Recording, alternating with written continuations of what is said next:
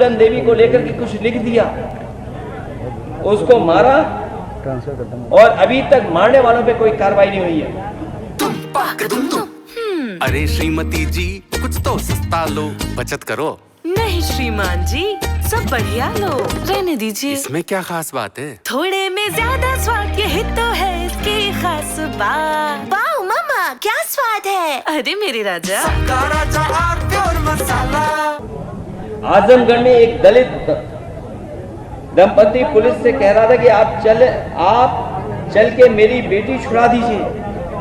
जाति विशेष के दबंगों ने उसे बंधक बना लिया, उसका रेप कर रहे थे।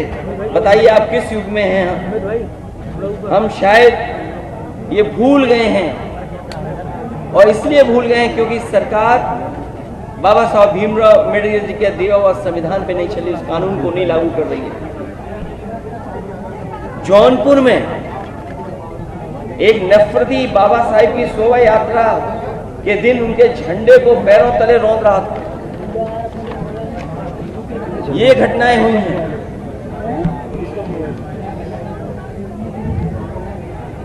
ये सब इसलिए हो रहा है क्योंकि आज सामंतवादी और प्रभुत्ववादी, उनको पता है कि उनकी सरकार है, और अगर इस तरह का काम करेंगे तो उन पर कोई कार्रवाई नहीं होगी।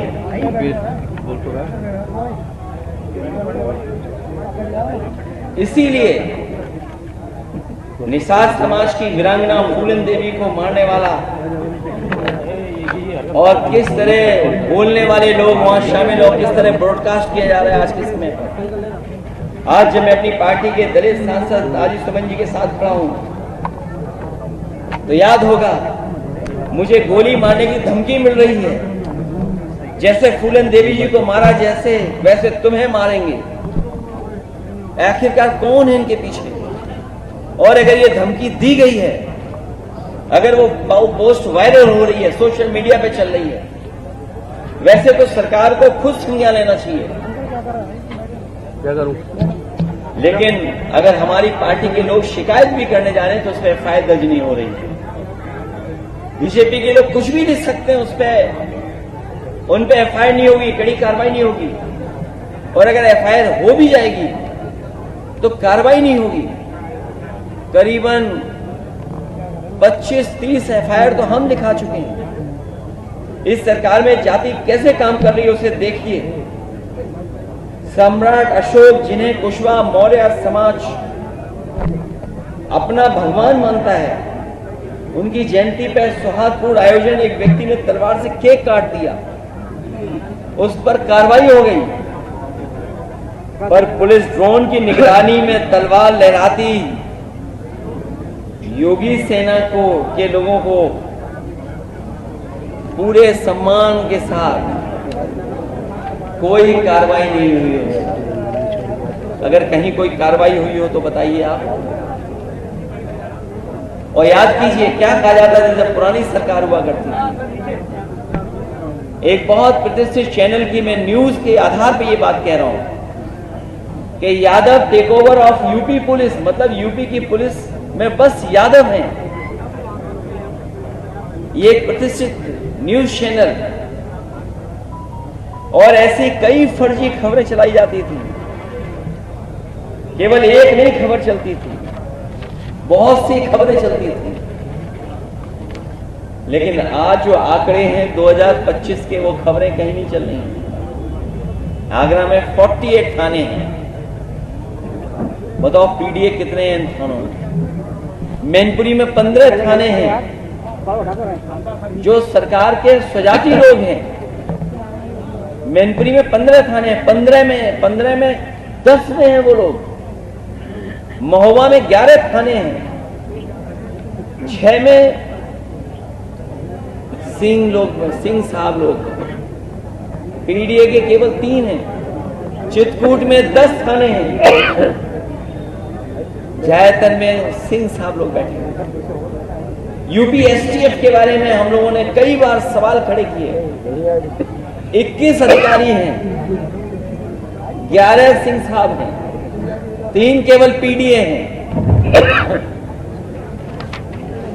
और ग्राफ भी लाया हूं मैं। अगर आप चाहें तो ग्राफ भी मैं दे सकता हूं, दिखा सकता हूं। नीचे कर ले यार भाई, हाथ आ रहा है ये वाला। अगर आप चाहोगे तो मैं ग्राफ भी दिखा सकता हूँ। मैं जानता हूँ कई चैनल अपने आप ग्राफ को कवर कर रहे हो। ये ग्राफ है, ये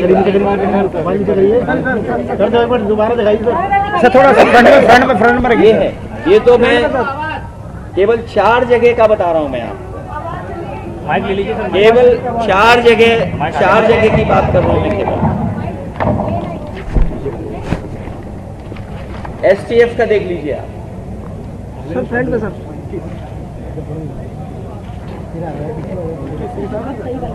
हैं?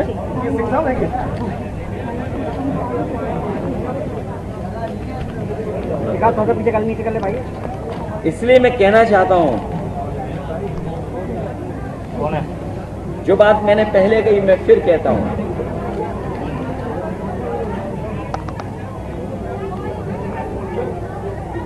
जो तथाकथित शक्ति प्रदर्शन आगरा में हुआ था, वो दिल्ली वाले लखनऊ वालों के बीच के सत्ता संघर्ष से उपजा।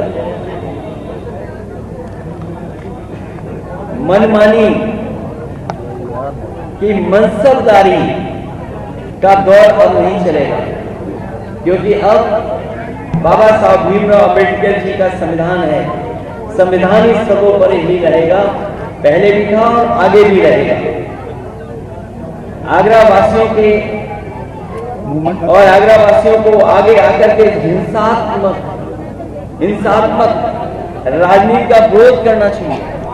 हम लोग तो विरोध कर ही रहे हैं, लेकिन आपके माध्यम से मैं आगरा वासियों से भी अपील करूंगा कि इस हिंसात्मक राजनीति का विरोध करना चाहिए, क्योंकि अगर आगरा का अमन चैन बिगड़ा और दुनिया भर में इसकी चर्चा हुई तो अंतर्राष्ट्रीय स्तर पर आगरा की छवि खराब होगी और पर्यटक यहां आने से कतराएंगे, जिसका सीधा असर आगरा के लोगों के काम कारोबार पर पड़ेगा और स्थानीय अर्थव्यवस्था बुरी तरह प्रभावित रहेगी।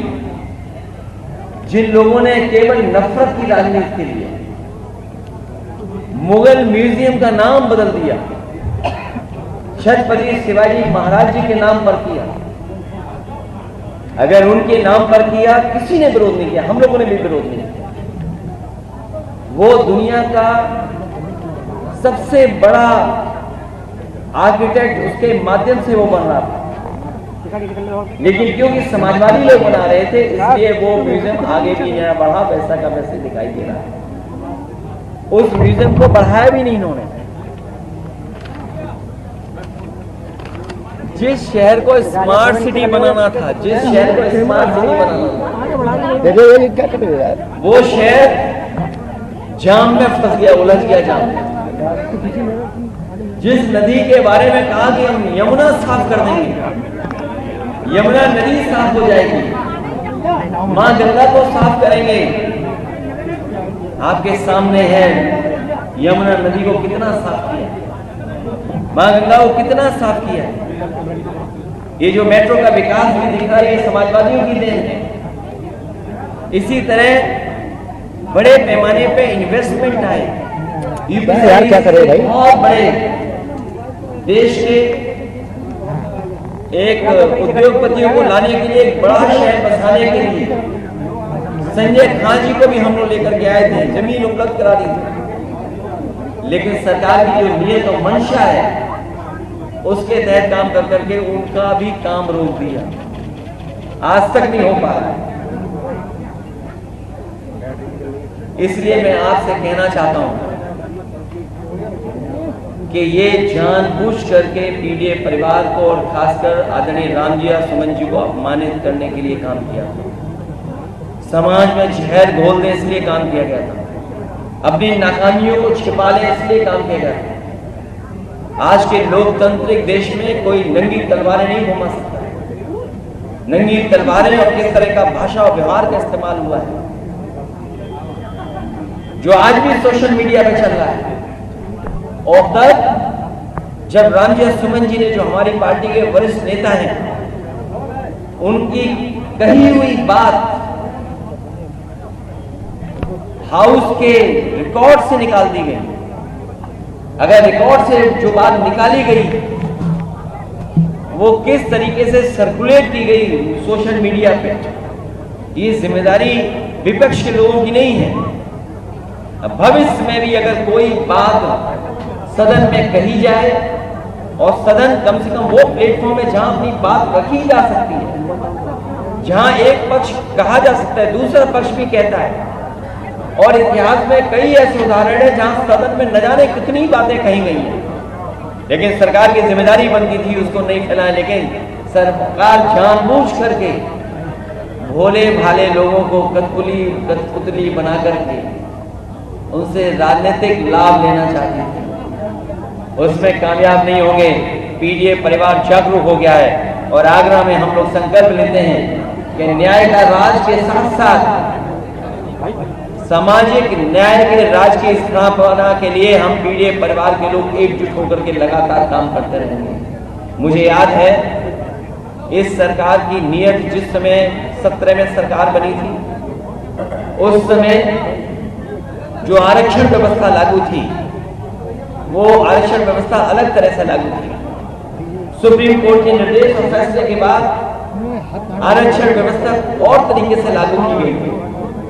मुझे याद है कि जो मेरिट से भर्ती हुए थे नौजवान, उनका रिजल्ट कोर्ट में उलझा हुआ था। कोर्ट से जब फैसला आया और रास्ता साफ हुआ तो रिजल्ट डिक्लेयर हो गया, क्योंकि रिजल्ट पुरानी आरक्षण व्यवस्था के तहत हुआ था। इसलिए बड़े पैमाने पर पिछले दलित बच्चे जनरल में नौकरी पा गए थे, लेकिन इस सरकार ने 4 दिन बाद रिजल्ट बदल दिया और उसका परिणाम ये हुआ। अरे श्रीमती जी, कुछ तो सस्ता लो, बचत करो।